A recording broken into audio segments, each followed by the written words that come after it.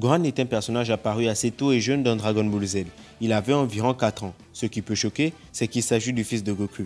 Dès les premiers chapitres et épisodes, on nous avait directement posé les bases. À la moindre contrariété ou atteinte à sa famille, il pouvait faire preuve d'une violence sans précédent, comme ce fut le cas avec son oncle Raditz. À un si jeune âge, d'un si petit gabarit, il présentait déjà des capacités étonnantes. Je peux même vous dire qu'on avait eu les prémices de ce qui pouvait être le guerrier le plus puissant de l'univers. Ce qui nous intriguait ainsi plus et nous donnait l'envie de suivre ce personnage, cet enfant qui est le fils de Goku. Non seulement il a vérité de la puissance de son père, mais aussi de la douceur de sa mère.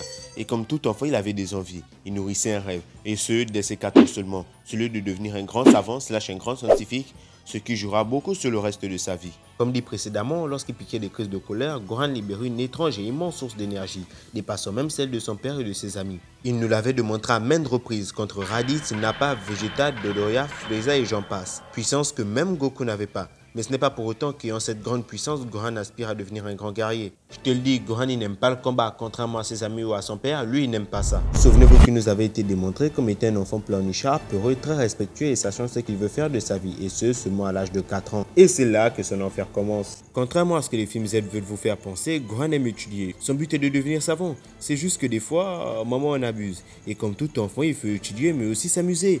Et ça, il ne l'a fait que très peu. Et toute son enfance, son adolescence, une grande majorité de sa vie n'a été que ça.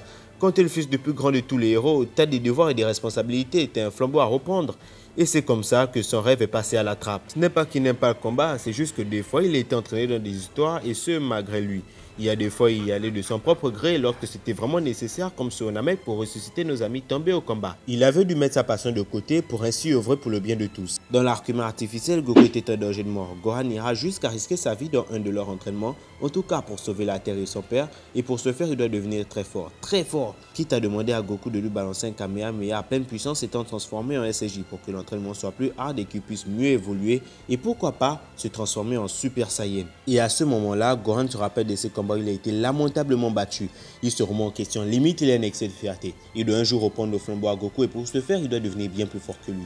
Et par la même occasion arrêter de se faire sauver par lui. C'est donc en étant visé dans sa fierté qui pousse Gohan à transcender ses limites, faisant de lui le plus jeune Super Saiyan de la légende car je le rappelle, Trunks est encore bébé et Goten n'est pas encore né.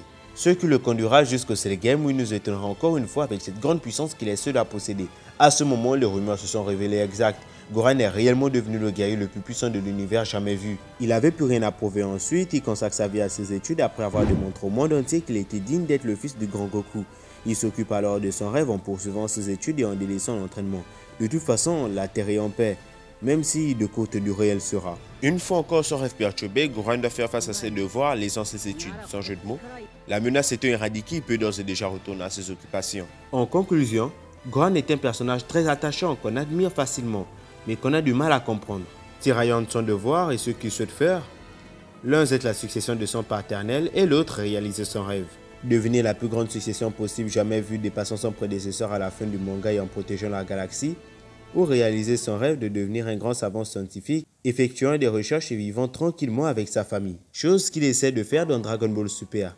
Mais avec toutes ces nombreuses critiques, comment vivre pleinement son rêve? Vous n'aimez donc pas que Gohan soit heureux? Avec tout ce qu'il a, sa famille, sa femme, une magnifique fille, il vit un rêve éveillé là désormais. Les combats ce n'est pas son rêve. Et avec toutes les différentes suites qu'on a eues et que Gohan a toujours eu le même développement, que ce soit fin Dragon Ball Z, Dragon Ball GT, Dragon Ball Super, ça devait vous mettre la puce à l'oreille. Même l'auteur lui-même veut que son personnage soit comme ça. Gohan a su nous épater, nous époustoufler, nous éblouir et nous donner des frissons. Mais aujourd'hui, c'est une toute autre personne. Et selon moi, c'est le meilleur développement, la meilleure évolution de Dragon Ball, de tout le manga. Je suis d'accord, on a eu la catastrophe avec Fukatsu no F, ça je ne leur pardonnerai jamais. Mais hormis ça, Gohan est un personnage qui n'est pas figé dans le temps. Il a su évoluer sous plusieurs aspects, que ce soit bon ou mauvais. Et c'est ce qui fait le charme du personnage, c'est ce qui le rend à part. Potentiel gâché? Oui, peut-être. Mais ne dites-on pas que c'est toujours ceux qui en ont beaucoup qui ne savent pas quoi en faire? C'était mon avis honnête sur Gohan. Partage la vidéo en masse pour qu'elle soit vue par le plus grand nombre. Rejoins l'univers EVA en t'abonnant tout en activant la cloche pour toutes les futures notifications. Lâche un pouce bleu. Et comme le dirait Moas, que le débat interminable sur Gohan continue car c'est ce qui fait vivre Dragon Ball. Tchuss, The Time Corona.